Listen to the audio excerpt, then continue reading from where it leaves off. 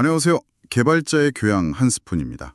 오늘은 2025년 4월에 있었던 SK텔레콤 개인정보 유출 사건 좀 자세히 보려고 하는데요. 네, 안녕하세요.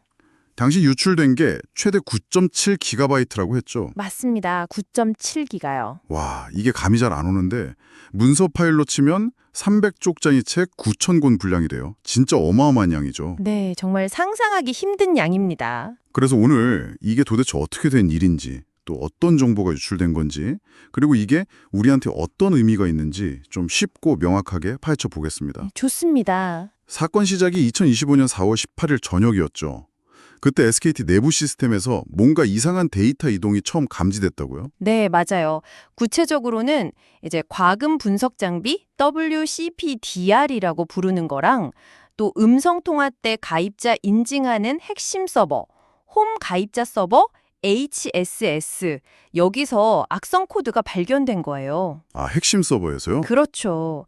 그러면서 데이터가 유출된 정황이 포착됐고 최종 확인된 유출량이 총 9.7GB에 달했던 겁니다. 근데 해커가 어떻게 그 내부망에 들어갈 수 있었을까요? 보안이 있었을 텐데요? 그게 외부 인터넷망하고 연결된 VPN 장비가 있었어요. 이반티라는 회사 제품인데 여기에 알려진 보안 취약점이 있었습니다. 아, VPN 취약점? 네, 그걸 통해서 일단 침투한 걸로 추정되고요. 그 다음에는 BPF 도어라는 리눅스 기반 악성 코드를 썼습니다. 이게 좀 지능적인데요. BPF 도어요? 네, 이게 이제 방화벽 같은 걸 우회하면서 데이터를 외부로 몰래 빼돌리는 거죠. 탐지를 피하는 기능까지 있었어요. 이야, 진짜 작정하고 들어왔네요. 그럼 가장 걱정되는 거 어떤 정보가 유출되는지가 중요하잖아요. 네, 바로 그겁니다. 유심, USIM 관련 핵심 정보들이 포함돼 있었어요. 유심 정보요?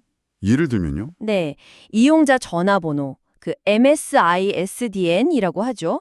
그리고 국제 가입자 식별번호, IMSI, 이게 다 고유 식별 정보거든요. 네네. 그리고 가장 중요한 거, 가입자 인증키, K값, 이게 유출됐습니다. 가입자 인증키요? 그게 그렇게 중요한 건가요? 이게 거의 핵심 중에 핵심입니다. 이 정보들이 있으면 이론적으로 유심을 복제하는 게 가능해져요. 유심 복제요? 제 유심을 똑같이 만든다는 건가요? 그렇습니다. 생각만 해도 좀 아찔하죠. 그럼 그 복제된 유심으로 뭘 할 수 있는 거죠? 해커가 그걸로 다른 휴대폰을 개통해서 통신망에 접속할 수 있게 됩니다. 이걸 심 스워핑이라고도 부르는데요. 심 스와핑. 네, 이렇게 되면 이제 남의 번호로 보이스피싱을 한다거나 금융 사기를 치거나 아니면 소셜미디어나 금융 계정 같은 걸 취할 수도 있고요. 와, 진짜 심각한 2차 피해로 이어질 수 있겠네요. 네, 실제로 일부 지역에서는 이 복제폰으로 개통한 다음에 금융 피해가 발생했다, 이런 사례 보고도 있었고요. 그리고 중요한 게 SKT망을 쓰는 알뜰폰 가입자 정보도 포함됐다는 겁니다. 아, 알뜰폰 사용자까지요? 피해 범위가 상당히 넓음이에요. 그럼 SK텔레콤 대응은 어땠어요? 유심 무료 교체를 시작하긴 했는데 그때 막 혼란스럽고 난리도 아니었다고 들었거든요. 네, 4월 28일부터 전국 매장에서 부랴부랴 유심 무료 교체를 시작하고 유심 보호 서비스 가입하라고 권장도 했죠. 근데 준비가 좀 부족했던 것 같아요. 갑자기 몰렸겠죠, 사람들이. 네, 그렇죠. 갑자기 막 수요가 몰리니까 유심 재고는 부족하지, 사람들은 몇 시간씩 기다려야 하지, 고객들 불편이랑 불만이 엄청 컸습니다. 그렇겠네요. 그래서 SKT가 뒤늦게 5월, 6월에 걸쳐서 총 1,000만 개 정도 유심을 추가로 확보하겠다 이렇게 밝히긴 했어요. 1,000만 개요? 그래도 초기 대응은 좀 아쉬웠군요.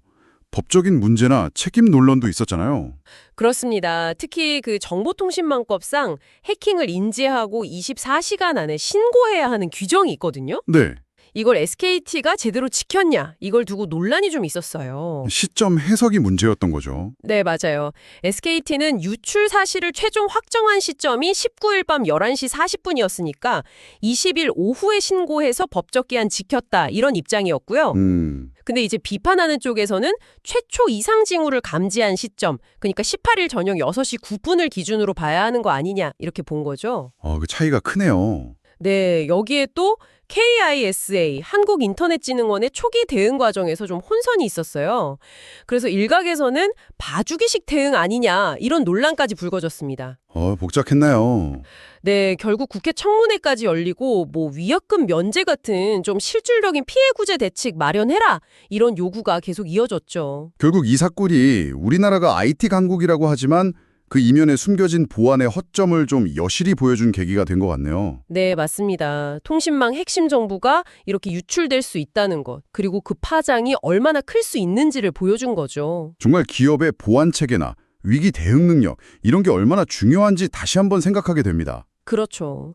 SKT 측에서는 뭐 유심에 저장된 공인인증서 같은 건 안전하다. 그리고 비정상 인증 시도 차단하는 시스템 FDS도 운영 중이다. 이렇게 밝히긴 했지만 네. 그래도 개인정보 유출 위험은 뭐 언제든 발생할 수 있다는 경각심은 항상 가져야 하는 것 같아요. 맞아요.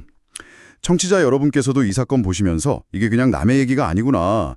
우리 일상이랑 정말 밀접하게 연결된 디지털 사회의 안전 문제구나. 이걸 꼭 기억해 주시면 좋겠습니다. 네. 참, 기술이 발전할수록 그걸 안전하게 지키는 게 더 중요해지는 것 같아요.